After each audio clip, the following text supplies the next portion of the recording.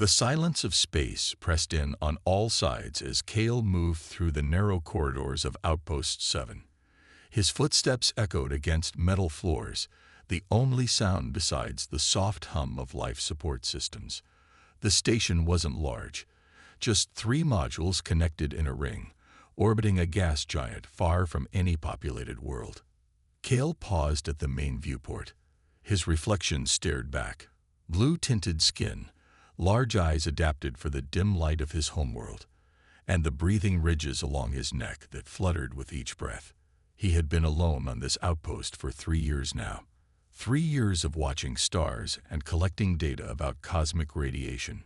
3 years of sending reports back to the Navari Science Council. 3 years of peace before everything changed. The communication alert had startled him that morning. Kale rushed to answer it, eager for contact with another living being. But instead of the friendly face of the communications officer, he found only static. "Hello, this is Outpost 7. Is anyone receiving?" Kale adjusted the settings, trying different channels. Nothing but the hiss of emptiness answered him. He tried again the next day, and the next. For a week, Kale sent messages into the void. No response came. System malfunction, he told himself as he floated in the zero gravity of the communications room. The relay station must be down. But deep inside, Kale knew better. The Navari network had backup systems, redundancies built upon redundancies. A simple malfunction wouldn't silence all channels at once. On the 10th day of silence, the sensors picked up the energy flares. Massive bursts from the direction of Navari space.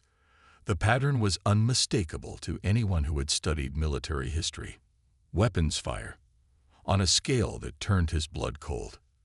Kale's hands shook as he directed the long-range scanners toward home. The data took hours to compile, each minute stretching his nerves thinner.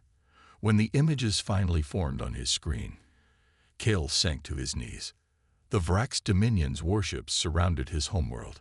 The peaceful Navari had few defenses. They had chosen the path of diplomacy and trade for centuries. Now that choice had left them helpless before the most aggressive species in the known galaxy. More scans showed the same scene repeated across other Navari colonies. The attack had been coordinated, simultaneous. No warnings, no mercy. Kale stumbled to the food storage unit and slumped against the wall. His people might already be gone, enslaved or worse. And he was here, millions of miles away, unable to help or even to die alongside them. Days passed as Kale tried every emergency frequency, every old code and protocol. The silence remained complete. Sometimes he imagined he heard voices in the static, but it was just his mind playing cruel tricks. He took inventory of his supplies. The outpost was designed for efficiency and had enough food and recycled water to last one Navari for 5 years. Life support systems were stable but would need maintenance soon. The emergency shuttle in the docking bay had limited range, not enough to reach any known friendly world. Kale was trapped, alone, the last of his kind, as far as he knew. At night, he dreamed of his home city with its crystal towers catching the light of 3 moons. He saw the faces of friends and family. When he woke, the emptiness of the station crushed him anew. 1 month after losing contact, Kale made a decision. He would not simply wait to die. The outpost's mission had been to observe and record. He would continue that mission. He would be the memory of his people. "I am Kale of the Navari," he spoke into his personal log. "And as long as I breathe, my species survives." He did not know then that across the stars, on a small blue-green planet not yet in the Navari database, beings called humans were looking up at the same stars, unaware that their destiny was about to collide with his own. 3 years passed like a slow dream. Kale moved through each day with purpose, even as hope faded. The outpost became his world. Every crack in the walls, every flicker of the lights as familiar to him as his own heartbeat. His daily routine never changed. Check life support systems, monitor the long-range scanners, maintain the food production units, exercise to keep his muscles from weakening in the low gravity, and always listen for any signal from his people. But today, something was different. The main computer flashed a warning Cale had been dreading. Life support efficiency at 62%, he read aloud. The recyclers were failing faster than expected. His breath caught in his throat ridges. Estimated time to critical failure, 182 days. 6 months. After that, the air would slowly turn poison. The temperature would drop. It would not be a quick death. Cale pressed his hands against the cooled metal of the console. There had to be a way out. The emergency shuttle could sustain him for 3 weeks at most, not enough to reach any charted system with a habitable world. He pulled up the star charts and began searching again, looking for any planet within range that might support life. He had done this dozens of times before, but desperation drove him to try once more. Hours passed as he scanned. Nothing changed. The closest potentially habitable world was still too far. Cale was about to shut down the system when a tiny alert appeared. An automatic scan had picked up something new. An unusual energy pattern from a nearby star system. Computer, analyze signal source, Cale commanded, his voice rough from disuse. The screen filled with data. The signal was coming from the third planet of a yellow star, just at the edge of his shuttle's maximum range. The planet had been in the database, marked simply as Water World, preliminary scan only, further study recommended. But the signal wasn't in any known pattern used by spacefaring races. Cale's breath quickened. Could it be another Navari outpost? A hidden colony? His fingers flew over the controls, directing more power to the long-range scanners. The image that formed made him gasp. A blue-green world with swirling white clouds, oceans and continents, and lights, clusters of lights on the night side of the planet. Signs of civilization. But not Navari. Not Vrax either. Computer, any match to known species. Negative. Signal pattern does not match any in database. Technological signature indicates pre-FTL civilization. A primitive world. But alive. With beings who might help him, or at least offer a place to live out his remaining days on solid ground, instead of dying alone in the cold of space. It was against protocol. The Navari Science Council had strict rules about contacting developing worlds. But the council was gone, and Cale was running out of time. He began preparations immediately. The shuttle needed maintenance. He would have to calculate the most efficient approach vector, and he needed to learn more about this world. Cale directed all sensors toward the blue planet. Data streamed in. Atmosphere composition. Breathable with minor filtration. Gravity, slightly higher than Navari standard, but tolerable. Temperature ranges, varied but within his survival parameters. And the signals, countless signals bouncing around the planet, and even into space. These beings communicated constantly with each other. For the first time in 3 years, Cale felt something stir inside him. Not quite hope, but purpose. He worked through the station's night cycle, downloading all available information about the planet into the shuttle's computer. He packed survival supplies, tools, scientific equipment, everything that might help him understand this new world. As he worked, Cale kept returning to the viewport to look at the distant star that harbored his possible salvation. From this distance, it was just a bright point of light among billions. "Hold on," he whispered to the unknown beings circling that unremarkable star. "I'm coming." He didn't know that the beings called themselves humans. He didn't know that their planet was called Earth. And he couldn't possibly know that these strange creatures would change not just his fate, but the destiny of the galaxy itself. The shuttle shook violently as it entered Earth's atmosphere. Warning lights flashed across the control panel. Cale gripped the manual controls, his four-fingered hand steady despite the danger. He had spent weeks studying this planet from orbit, learning its languages, watching its people. Now he had no choice but to land. The shuttle's power cells were failing faster than expected. "Just a little longer," he whispered to the dying craft. The blue curve of Earth filled his view screen as he aimed for a remote area on the northern continent. His scans had shown fewer human settlements there. Fire engulfed the shuttle as it plunged through thick clouds. The heat shields were holding, but barely. A loud crack echoed through the cabin as one of the stabilizers broke away. Cale fought for control. Trees rushed up toward him, tall green spires covering rolling hills. He pulled back hard on the controls, trying to slow his descent. The ground came up too fast. Impact. Pain shot through Cale's body as the shuttle plowed through trees and rock. Metal tore. Glass shattered. Then darkness. When he opened his eyes, smoke filled the crushed cabin. A jagged piece of metal had pierced his side, blue blood seeping around it. With shaking hands, Cale applied emergency sealant to the wound. His medical kit was somewhere in the wreckage. He needed to move. Humans would come to investigate the crash. His scanners had detected their flying machines not far away. Using a broken piece of equipment as a crutch, Cale forced the damaged door open and stumbled into the strange world. The air was thicker than he was used to, filled with unfamiliar scents.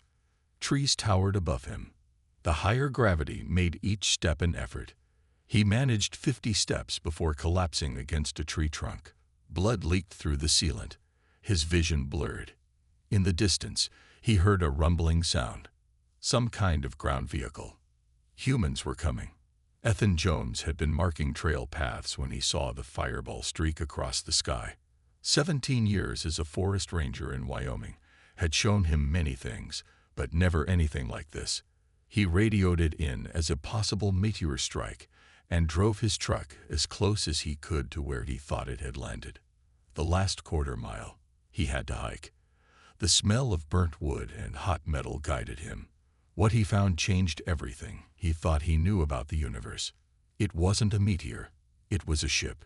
Small, crushed from impact, but clearly not from Earth. Ethan stood frozen, his mind struggling to accept what his eyes saw. Then he spotted the trail of blue liquid leading away from the wreckage. "Hello," he called out, following the drops cautiously. "Is anyone hurt?" Around a large pine tree, he found the answer. A being unlike anything in his wildest dreams sat slumped against the trunk. Blue-tinted skin, large eyes, strange breathing ridges on its neck that fluttered weakly. And blood. Bright blue blood seeping from a wound in its side. The being looked up at him. Fear and pain showed clearly in those two large eyes. Ethan had expected to feel terror. Instead, he felt only concern for the injured creature. He'd spent his life helping lost hikers and injured animals. This was different only in degree, not in kind. He knelt slowly, keeping his movements gentle. "You're hurt," he said, pointing to the wound. "I can help." The being watched him warily, then spoke in a halting voice. "You are human." Ethan nearly fell over in shock. "You speak English?" "I learned from your broadcasts while in orbit." Each word seemed to cause pain. Ethan's mind raced. Government agencies would want this being. Scientists would want to study it. But looking at the creature's wound, Ethan knew there wasn't time for bureaucracy. "My cabin is nearby," he said, making a decision that would change the course of human history. "I have medical supplies. Can you walk if I help you?" The alien hesitated, then nodded slowly. "My name is Cale." "I'm Ethan," he replied, carefully helping Cale to his feet. "Ethan Jones." As they limped slowly through the forest, neither realized they were forming the first bond between their species. Neither knew they were about to become the unlikeliest of allies against a threat that followed close behind. Ethan's cabin sat nestled among tall pine trees, far from the nearest town. It was small but sturdy, built with his own hands 5 years ago, when he decided city life wasn't for him. Now, it became a sanctuary for a being from another world. Cale lay on Ethan's couch, his blue skin paler than when they had first met. The wound in his side was clean now, covered with bandages. Ethan had used his first aid training as best he could, but alien biology wasn't something they taught in ranger school. "Your blood clots like ours," Ethan said, washing blue stains from his hands in the kitchen sink. That's lucky. Cale's large eyes followed him. The medical kit from my shuttle would help. It has treatments for my kind. We'll have to go back for it, Ethan said. But not today. There are already people at the crash site. He had seen the helicopters flying overhead that morning. Government vehicles on the forest roads. Word of the meteor had spread quickly. Cale tried to sit up but winced in pain. If they find me. They won't, Ethan promised. Not if we're careful. That evening, Ethan's phone rang. He answered it while watching Cale from the corner of his eye. Hey, Lisa, he said. Yes, I saw it. The whole forest did. Cale tilted his head, listening to the one-sided conversation. No, I haven't been to the crash site. Ethan lied to his sister. They have the whole area blocked off. After hanging up, he explained to Cale. My sister, Lisa, she's a scientist at the university in Laramie, studying biology. She's very excited about the meteor. Will she tell others about me? Cale asked, fear in his voice. Ethan shook his head. I didn't tell her about you, but she might be able to help. She knows more about medicine than I do. That night, as Cale slept, Ethan sat by the window watching the distant lights of vehicles searching the forest. He had always believed there must be life on other planets, but now that proof was sleeping on his couch, he felt unprepared for the responsibility. Morning brought a knock at the door. Ethan jumped from his chair, heart racing. Cale was already awake, his eyes wide with alarm. Hide in the bedroom, Ethan whispered, pointing to the door across the room. Once Cale was hidden, Ethan opened the door to find his sister standing there, her car parked behind his truck. Surprise, Lisa said, hugging him. I drove all night. They're saying the meteor might have been something else. I had to see it. Lisa, you shouldn't be here, Ethan said, trying to block her view of the inside. But Lisa knew her brother too well. She pushed past him, then stopped. Blue stains on the couch. Strange-looking medical supplies on the table. Ethan, what's going on? She asked, her voice dropping to a whisper. Before he could answer, the bedroom door opened. Cale stood there, leaning against the doorframe for support. You must be Lisa, he said quietly. Ethan spoke of you. Lisa didn't scream. She didn't run. Instead, after one frozen moment, she stepped forward, eyes filled with wonder. You're real, she breathed. Actually real. This is Cale, Ethan said unnecessarily. He's not from around here. I can see that, Lisa replied, her scientific mind already working. You're hurt. I can help better than my brother can. Over the next hours, Lisa used her knowledge to treat Cale properly.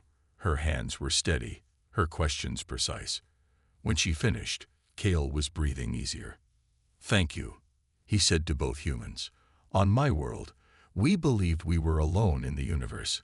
Finding others was our dream. But now I fear I've put you both in danger.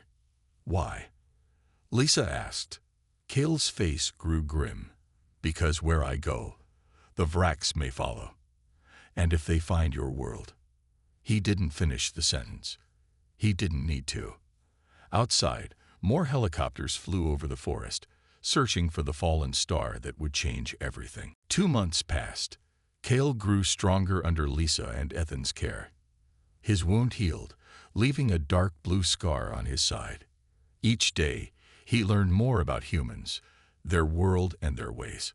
In return, he taught them about space, about his people, the peaceful Nevari, and about the Vraks, whose hunger for conquest knew no limits. One evening, as snow fell softly outside the cabin windows, Cale worked on a device built from parts of his shuttle and Ethan's old radio.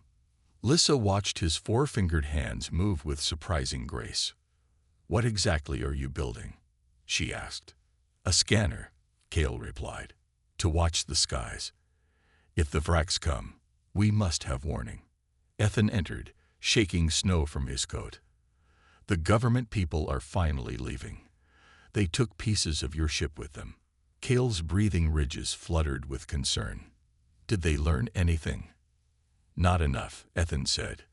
They think it was an experimental craft. Russian or Chinese, maybe. Lisa smiled. Humans always look for human explanations first. That night, as the others slept, Kale finished his scanner. The small screen glowed green in the dark cabin. Nothing unusual appeared in Earth's orbit. Not yet. He stepped outside into the cold night. The snow crunched under his feet. Stars shone brightly overhead, the same stars he had watched for years from his lonely outpost. But now he was not alone. These humans, so different from him, had shown him kindness without reason. They had risked their safety for him. Such behavior was rare even among his own kind. A flashing light in the sky caught his attention. Just a plane, he realized. But something about it triggered a memory of Vrak scout ships. When morning came, Kale shared his fears. They will come. The Vraks always follow. They can detect Navari technology. Even from so far away. Lisa asked. Space is vast but empty, Kale explained. Signals travel far. And the Vraks never stop looking for new worlds to conquer. That afternoon, as they discussed plans, Lisa's phone rang. Her face grew pale as she listened. There's a problem at the university, she said after hanging up. Government agents are asking questions about unusual research. My friend thinks they're looking for me. You've been accessing medical databases about unusual biology, Ethan realized. They must be connecting dots. I'll go back, Lisa decided. If I disappear, they'll only look harder. Neither man could change her mind. She left that evening, promising to be careful. 3 days passed with no word from Lisa. Ethan tried calling, but she didn't answer. His worry grew with each passing hour. Then, as darkness fell on the 4th day, Kale's scanner began to beep. He rushed to it, Ethan close behind. What is it? Ethan asked, seeing the fear on Kale's face. A ship, Kale whispered, not human-made, in orbit around your moon. Ethan felt cold fear grip his heart. The Vraks. Kale nodded slowly. A scout ship. Looking for me, or for any Navari technology. What will they do if they find you? Kill me, Kale said simply. And then study your world to decide if it's worth conquering or destroying. Before Ethan could respond, headlights appeared on the long driveway to the cabin. Not Lisa's small car, but 3 large black vehicles. Hide, Ethan urged, pushing Kale toward the back door. But it was too late. Men in dark suits surrounded the cabin. Through the window, Ethan saw one of them force Lisa from a car. Her face was bruised. Ethan Jones, a voice called through a speaker. This is Agent Susan Carter of Homeland Security. We know about your visitor. Surrender him now, or face charges of treason against the United States. Inside the cabin, Ethan and Kale exchanged looks of desperation. Above them, unseen but drawing closer, the Vrak scout ship began its descent toward Earth. Ethan raised his hand slowly as he opened the cabin door. Cold air rushed in, along with a beam of flashlights. 5 agents stood in the snow, guns drawn. Behind them, Lisa stood with her hands bound, a tall man gripping her arm. Let my sister go, Ethan said, his voice steady despite his fear. Agent Carter stepped forward, a slim woman with short hair and cold eyes. Where is the alien, Mr. Jones? I don't know what you're talking about, Ethan lied. Carter nodded to one of her men, who pushed Lisa forward roughly. She stumbled in the snow. We have satellite images, Carter said. We know something crashed here that wasn't a meteor. We know your sister has been researching alien biology. Stop wasting our time.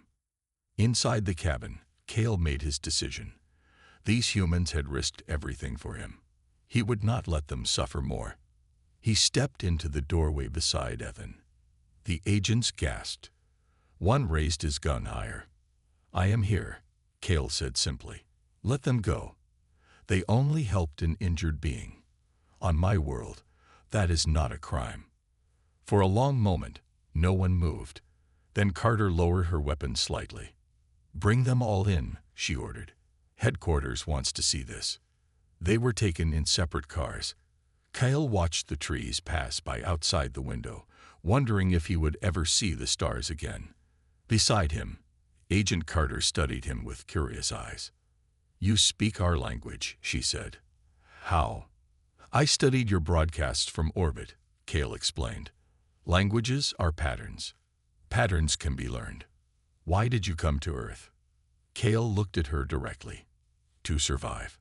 My world is gone, destroyed by beings who might soon find yours." Something in his tone made her pause. "What beings?" Before he could answer, a blinding light filled the sky. The car swerved as the driver shielded his eyes. A sound like thunder rolled across the forest. "The Vraks," Kale whispered. "They're here." The convoy of cars stopped at a small airfield where a helicopter waited. As they exited the vehicles, the sky lit up again. This time, they all saw it, a ship unlike anything built on Earth, descending through the clouds. "My God," Carter breathed. "Get everyone inside," a man shouted, running from the helicopter. He wore a military uniform with the rank of colonel on his shoulders. Now, they rushed toward a hangar. Inside, computers and equipment filled the space. Men and women in uniform worked at stations, some looking up in fear as Kale entered. "Colonel Frank Peterson." The man introduced himself to Kale. "And you're the reason we have visitors." "Frank," Carter interrupted. "You knew about this." "Some of us have been preparing," Peterson said grimly, watching the skies. "But we didn't expect company so soon." On a large screen, the Vraks ship appeared.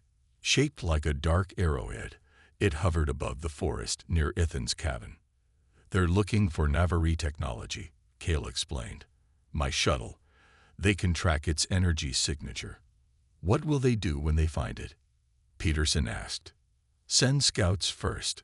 Then, if they find your world suitable, they will call their fleet." Ethan pushed past a guard to stand beside Kale. "We need to stop them before that happens."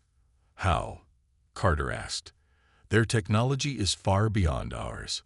Kale's breathing ridges fluttered as he thought. "Not all of it. The Vraks have weaknesses. Their sensors cannot penetrate certain minerals found on my world." He looked at Peterson.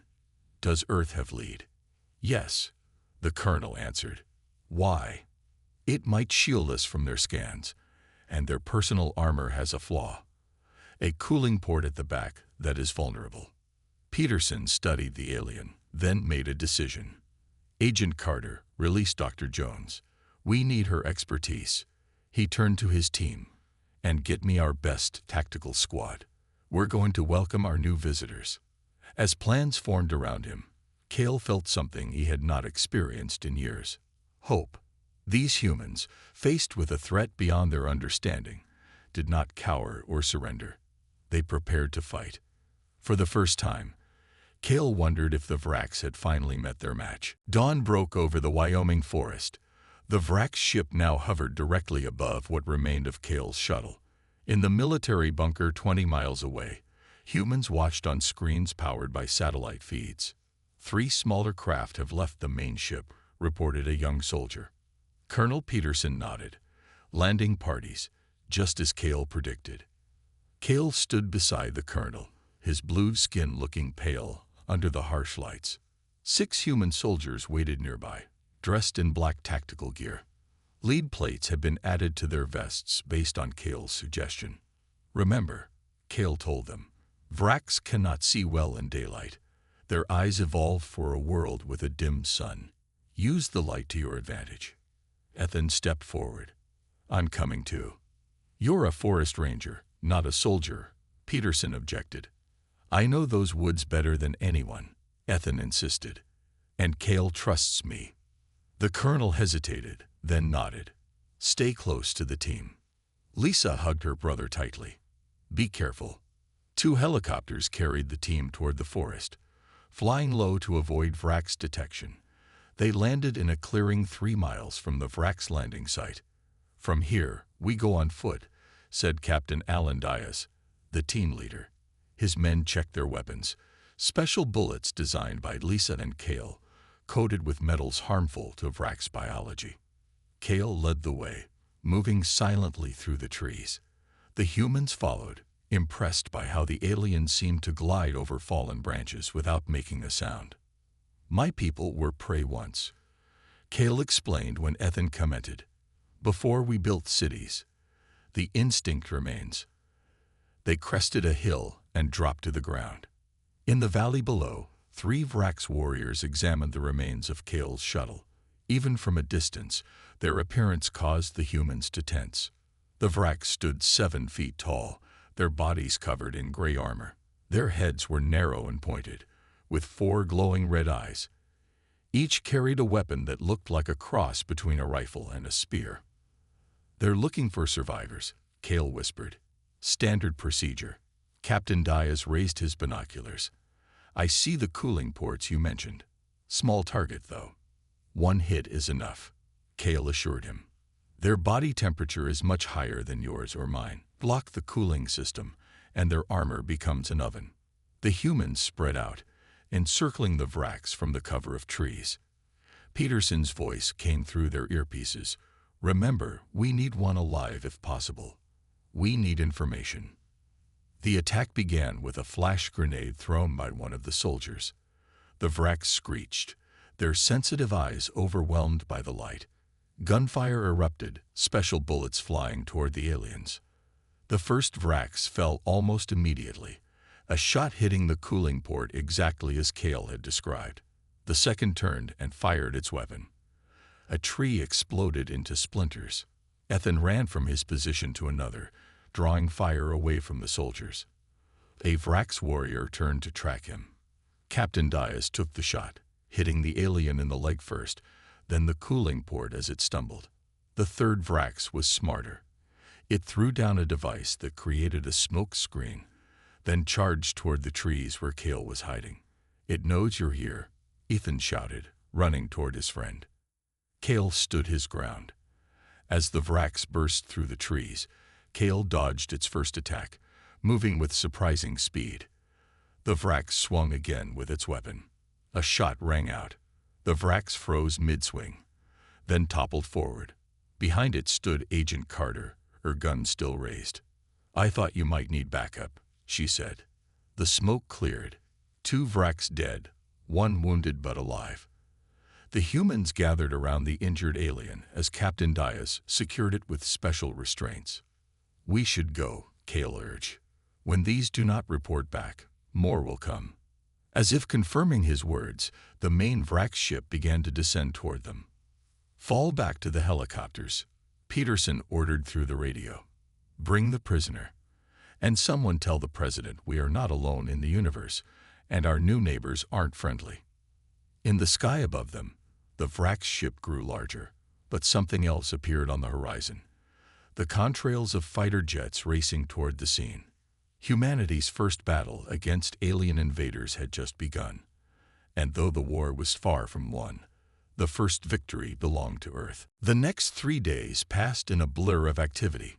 News of the alien encounters spread across the world. Panic gripped some cities. Leaders called for calm.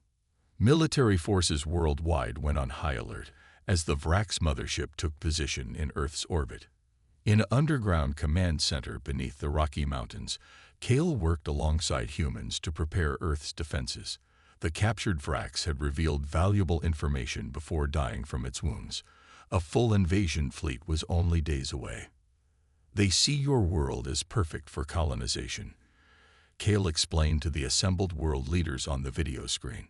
"Rich in resources, with a population they can enslave. What hope do we have against their technology?" asked one president, his face grim. Colonel Peterson stepped forward. "We have something they don't expect. Knowledge of their weaknesses, and the will to fight for our home." Lisa had been working nonstop, studying both Vrax and Avari technology. She approached the main table where plans were being made.